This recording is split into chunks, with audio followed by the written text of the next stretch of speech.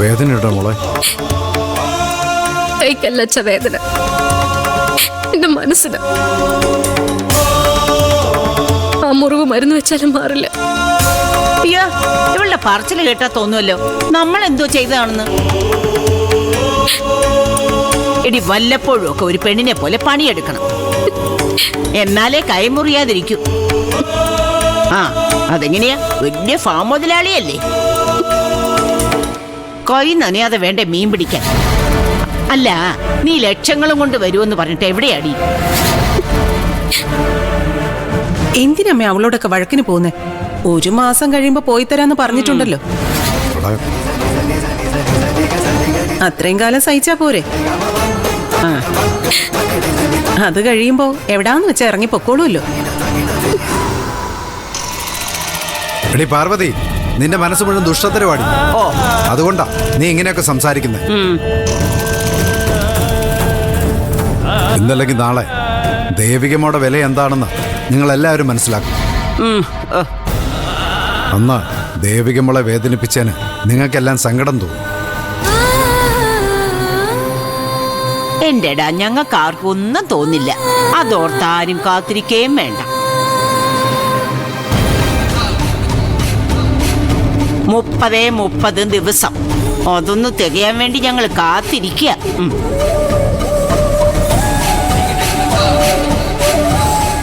ഇവളിറങ്ങിപ്പോകുന്ന ദിവസം പുണ്യാഹം തളിച്ച് ഈ വീടൊന്ന് ശുദ്ധീകരിക്കും. എങ്കിലേ അവിടുന്ന് അങ്ങോട്ട് ഐശ്വര്യം ഉണ്ടാവൂ.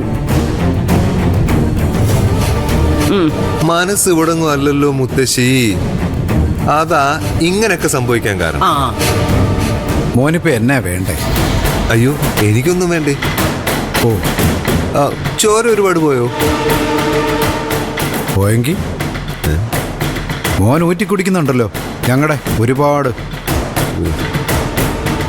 അതുമായിട്ട് തട്ടിച്ച് നോക്കുമ്പോ ഇതൊന്നും ഒന്നും അല്ലെന്നേ. നല്ല തമാശ. തമാശയല്ലേ? കേട്ടോ മുത്തശ്ശി, ഏത് നേരവും ആ വക്കീലിനെ പറ്റി ആലോചിച്ചുകൊണ്ടിരിക്കുക. അതാ ഒന്നിലൊരു ശ്രദ്ധ കിട്ടാത്തത്. ഭാഗ്യം വിരല് മുറിഞ്ഞു പോകാഞ്ഞത്. എന്റെ ശരത്ത് മോനെ, നമുക്ക് ഗുണദോഷിക്കാനല്ലേ പറ്റൂ. നന്നാവണമെന്ന് അവനവനും കൂടി തോന്നണ്ടേ? മതി ഇങ്ങനെ കുറ്റപ്പെടുത്തിയത്. ഇതിനു വേണ്ടി തെറ്റൊന്നും ഞാൻ ചെയ്തിട്ടില്ല. സുധേട്ടനെ കല്യാണം കഴിച്ചു, എന്നെ തനിച്ചാക്കി സുധേട്ടൻ പോയി. എനിക്ക് മറക്കാൻ പറ്റണ്ടേ? എത്ര ശ്രമിച്ചിട്ടും എനിക്ക് പറ്റുന്നില്ല. മറക്കണം. മരിച്ചുപോയവരെ കുറിച്ച് വെറുതെ എന്തിനു എപ്പോഴും ഇങ്ങനെ ആലോചിച്ചോണ്ടിരിക്കുന്നു? ഇനി ഭാവിയെ കുറിച്ച് ചിന്തിക്കണം, എന്നിട്ട് ഉചിതമായ ഒരു തീരുമാനം എടുക്കണം. മോനെ, അതോർത്ത് മോൻ ബുദ്ധിമുട്ടുണ്ട്. ദേവിയമോക്കറിയാം എന്ത് ചെയ്യണോന്ന്. എടാ, ശരത്ത് മോൻ പറഞ്ഞതിൽ എന്താ തെറ്റ്? ഇവളുടെ മനസ്സിൽ മുഴുവൻ ആ വക്കീലല്ലേ. ഇതിനൊന്നും തൽക്കാലം ഞാൻ മറുപടി പറയുന്നില്ല. ദൈവത്തിനറിയാം എന്റെ മനസ്സ്. കൂടുതലൊന്നും പറയാൻ ഞാൻ ആഗ്രഹിക്കുന്നുമില്ല. വക്കീലിനെ പ്രേമിക്കുന്നതിൽ തെറ്റുണ്ടെന്ന് ഞാൻ പറയില്ല. അതിപ്പോ ഒരാളല്ലല്ലോ, 2 പേരല്ലേ. 1 വക്കീൽ, 2 സുധി സാർ. ഹൃദയം സുധി സാറിന്റെയും മനസ്സ് വക്കീലിന്റെ. ഈ ചിന്താഗതി തന്നെയാ ശരി. എന്റെ ചിന്താഗതിയെ കുറിച്ച് നിനക്കെന്തറിയാം? ദൈവം എന്നത് തളിച്ചു വിടാവോ?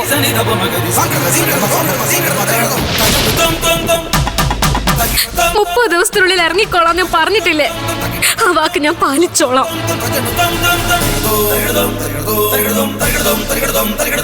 അതുവരെ ഞാൻ എന്റെ ഇഷ്ടം പോലെ ഒന്ന് ജീവിച്ചോട്ടെ. ആയിക്കോ മോളെ, മോള് വാ, അച്ഛൻ മരുന്ന് വെച്ച് തരാം. വാ.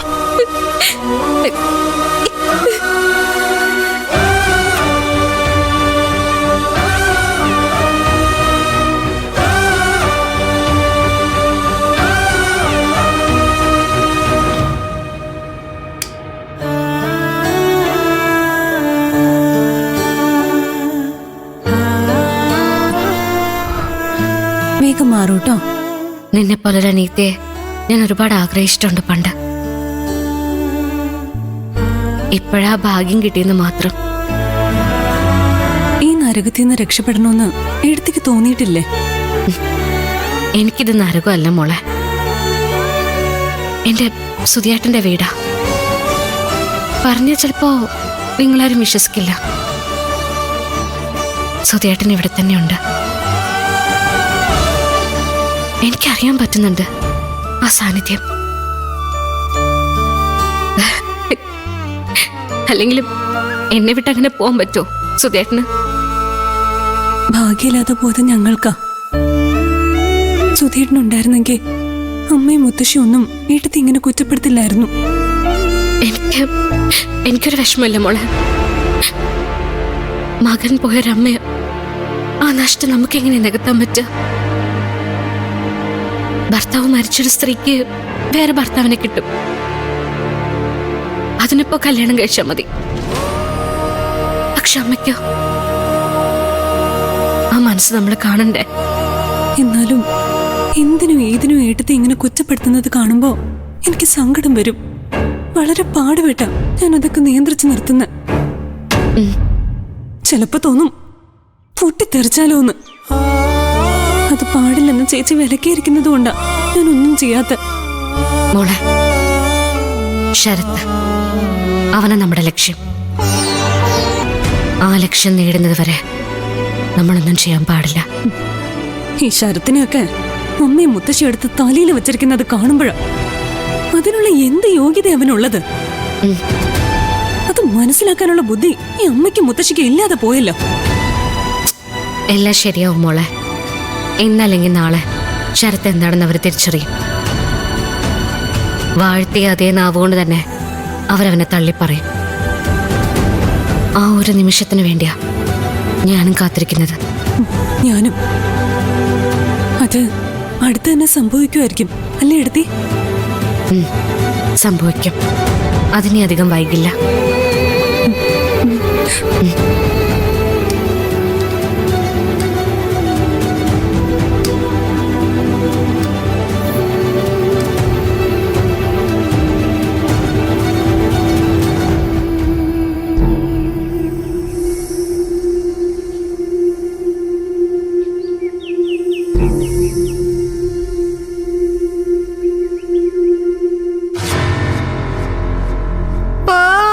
ആർക്കാണാവോ? ദൈവത്തിന്. ഓ, ദൈവത്തിന്റെ നമ്പറൊക്കെ നിന്റെ കയ്യിലുണ്ടോ? ദേവലോകത്തിലെ അപ്സരസിന്റെ നമ്പറുണ്ട്. എന്താ ചേച്ചിക്ക് വേണോ? അയ്യോ, എനിക്കെന്ന് വേണ്ടേ. ഈ ഭൂമി തന്നെ നിക്കാനാ എനിക്കിഷ്ടം. നമ്മളെ കൊണ്ട് അതൊക്കെ പറ്റുവേ. ദേ ചേച്ചി, വെറുതെ എന്റെ മൂഡ് കളയല്ലേ. അല്ലെങ്കിൽ തന്നെ ഞാൻ സ്വസ്ഥത ഇല്ലാതെ നിൽക്കുക. അതിന്റെ ഇടയിലാ. അയ്യോ, ഞാൻ അങ്ങ് പോയേക്കാമേ. ഇനി ഞാൻ കാരണം നിന്റെ മൂഡ് കളയണ്ട.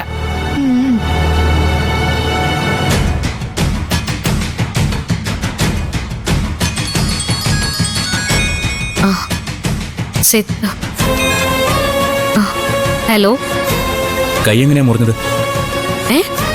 അപ്പോഴേക്കും അതവിടെ അറിഞ്ഞോ? അതാണ് ടെലിപ്പതി. അവിടെ എന്ത് നടന്നാലും ആ നിമിഷം ഇവിടെ ഞാൻ അറിയും.